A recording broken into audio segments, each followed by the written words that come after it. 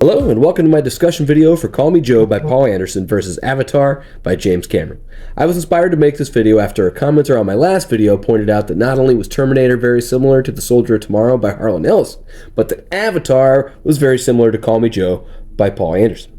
Gee, I'd hate to see where he got his inspiration for that Titanic from. Anyway, I don't want this to turn into a Let's Boycott James Cameron channel, but needless to say, I was excited to explore the similarities. Before we get into this topic, my last video grew the channel from 48 subscribers to 57, so thanks for joining the discussion. Hoping we can get to 60. Also, I'm in the editing phase of my very own first novel. It's certainly difficult to reread your own writing and not want to set it on fire, but I'll provide more updates on that as we go. So back to the discussion. How does James Cameron's Avatar stack up against Call Me Joe? Well, there are a number of similarities, but Call Me Joe isn't very long, so the most important element of Call Me Joe is but one of many plot points in Avatar. The main one is that the main protagonist in Call Me Joe is a disabled man bound to a wheelchair. He's part of a scientific division that has created these alien bodies who resemble centaurs. And these bodies can withstand the brutal conditions on the surface of Jupiter. He telepathically enters the mind of this body to carry out tasks on the planet's surface.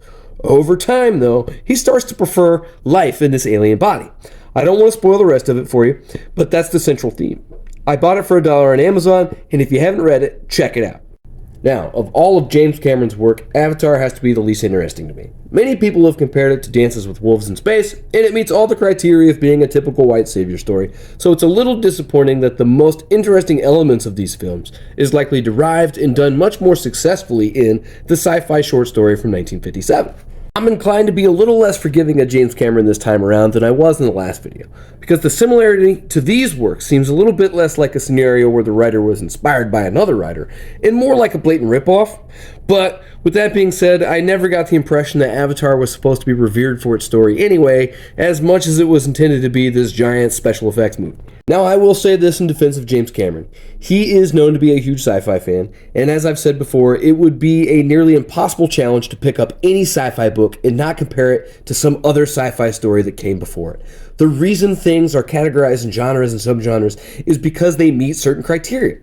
Who knows who the first author to introduce us to spaceships, las guns, plastidors, vid phones, flying cars, HoloLenses, and so on. But we accept these elements and these themes as part of our sci-fi lexicon without much regard to whom they came from.